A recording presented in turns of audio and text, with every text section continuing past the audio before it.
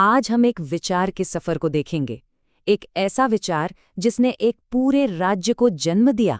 ये कहानी है छत्तीसगढ़ के बनने की, एक सदी पुराने सपने के सच होने की।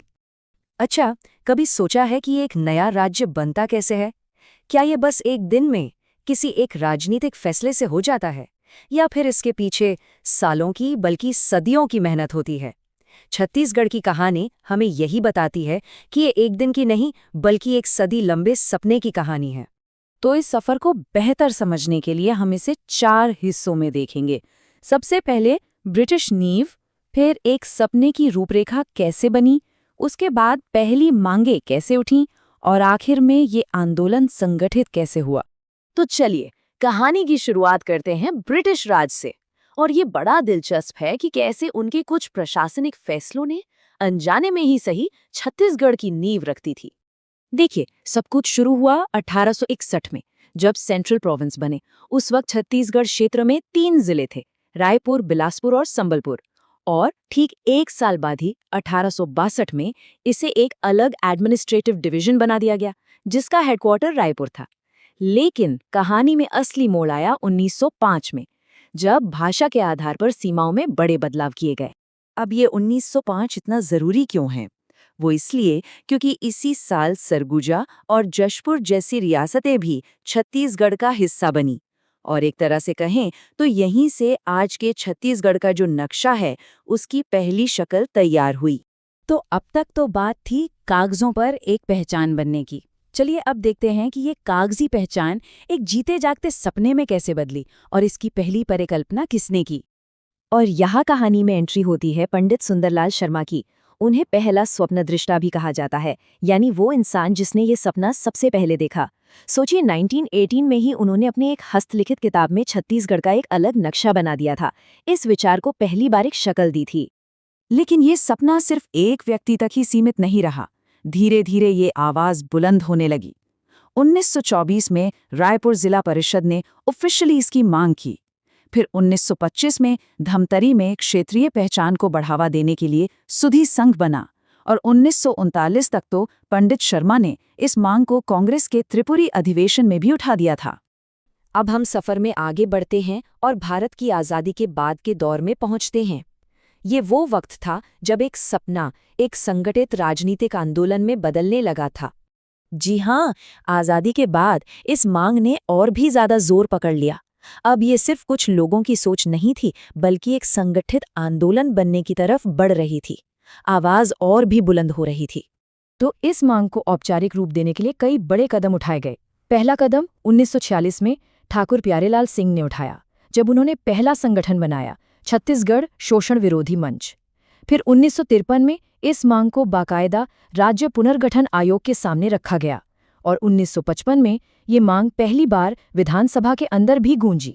लेकिन तभी 1956 में कहानी में एक बहुत बड़ा मोड़ आया। छत्तीसगढ़ को एक अलग राज्य बनाने के बजाय इसे नए बने मध्य प्रदेश राज्य का हिस्सा बना दिया गया। और जानते हैं क्या हुआ? इस फैसले ने आंदोलन को कमजोर करने की जगह उसे और भी हवा दे दी। और अब हम कहानी के उस दौर में पहुंचते हैं जहां ये आंदोलन पूरी तरह से संगठित हो गया। ये वो दौर था जब सक्रियता का जैसे एक विस्फोट हुआ हो और इसकी आवाज हर तरफ गूंजने लगी। इस दौरान एक के बाद एक कई संगठन बने जिनका सिर्फ और सिर्फ एक ही मकसद था, अलग छत्तीसगढ़ राज्य। 1956 में डॉक्टर खूबचंद बघेल ने छत्तीसगढ़ महासभा की नींव रखी। फिर 1967 में उन्होंने ही छत्तीसगढ़ भ्रातृत्व संघ बनाया। 1976 में शंकर गुहा नियोगी छत्तीसगढ़ मुक्ति मोर्चा लेकर आए, और 1983 तक तो पवन दीवान की पृथक छत्तीसगढ़ पार्टी भी मैदान में आ चुकी थी। मतलब 1970 और 80 का दशक आते आते ये आंदोलन पूरी तरह से एक ही मुद्दे पर फोकस हो चुका था। अब ऐसी पार्टियां और मोर्चे बन चुके थे जिनका लक्ष्य सिर्फ एक था, अलग छत्तीसगढ़ राज्य। तो देखिए, 1983 तक इस आंदोलन के पास सब कुछ था। बड़े नेता थे, समर्पित पार्टियां थीं और एक बिल्कुल साफ लक्ष्य था। लेकिन मंजिल अभी भी दूर थी, सफर खत्म नहीं हुआ था। तो सवाल ये उठता है कि वो आखिरी धक्का क्या था? वो अंतिम संघर्ष कैसा रहा होगा जिसने 17 साल बाद साल 2000 में इस सपने को हकीकत में बदल दिया? किसी भी राज्य का जन्म सिर्फ नक्शे पर खींची गई एक लकीर नहीं होता। नहीं, ये कहानी है एक सपने के सच होने की, दशकों की उम्मीदों की और एक पहचान की। आज हम जानेंगे कि कैसे इन सब ने मिलकर छत्तीसगढ़ को एक हकीकत बनाया। तो सवाल ये उठता है कि भारत में एक नया राज्य आखिर बनता कैसे है? क्या ये सिर्फ एक राजनीतिक फैसला होता है? नहीं, इसके पीछे एक पूरी संवैधानिक प्रक्रिया होती है। आइए छत्तीसगढ़ के बनने की कहानी के जरिए इस पूरी प्रक्रिया को समझते हैं। देखिए, हर बड़ी कहानी की शुरुआत एक सपने से होती है। छत्तीसगढ़ की अपनी अलग पहचान का सपना भी कई सालों से देखा जा रहा था, लेकिन 90 का दशक वो दौर था जब यह सपना एक जोरदार आंदोलन में बदल गया। जरा देखिए कि कैसे कुछ ही सालों में ये मांग जमीन से उठकर सीधे विधानसभा तक पहुंच गई। 1992-93 में जब सर्वदलीय मंच बना तो उसने सभी पार्टियों को एक साथ लाकर इस आवाज को और बुलंद कर दिया। फिर आया 1994, जब विधानसभा के अंदर पहली बार इस पर मोहर लगी, भले ही वो नॉन ऑफिशियल तौर पर थी। और 1998 का दिन तो ऐतिहासिक था, जब सरकार ने खुद ये प्रस्ताव पास किया। अब रास्ता बिल्कुल साफ था। मध्य प्रदेश ने तो अपनी तरफ से हाँ कह दिया था, लेकिन अब असली इम्तिहान दिल्ली में था। एक राज्य की विधानसभा की आवाज को पूरे देश के कानून में कैसे बदला जाता है, चलिए इस कानूनी सफर को करीब से देखते हैं। और ये है वो दस्तावेज जिसने इतिहास रच दिया, मध्य प्रदेश पुनर्गठन विधेयक 2000।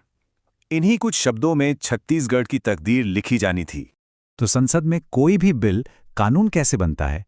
इसके 3 बड़े पड़ाव होते हैं। सबसे पहले ये बिल लोकसभा से पास हुआ, जिसे हम जनता का सदन कहते हैं। उसके बाद इसे राज्यसभा यानी राज्यों की परिषद से मंजूरी मिली, और आखिर में इस पर राष्ट्रपति की मोहर लगी, जो कि पूरे देश की सहमति का प्रतीक होती है। अभी जो राष्ट्रपति की स्वीकृति है ये सिर्फ एक फॉर्मेलिटी या एक दस्तखत नहीं है। ये हमारे लोकतंत्र की सबसे बड़ी, सबसे आखिरी मुहर है। इसके बिना संसद की पूरी मेहनत अधूरी रह जाती है और कोई भी बिल कानून का रूप ले ही नहीं सकता। और वह ऐतिहासिक दिन था 28 अगस्त 2000 का, जब उस वक्त के राष्ट्रपति श्री KR नारायणन ने इस पर अपने दस्तखत किए, और इसी के साथ कागज पर ही सही छत्तीसगढ़ का जन्म तय हो गया। कानून तो बन चुका था, सारी कागजी कार्रवाई भी पूरी हो गई थी।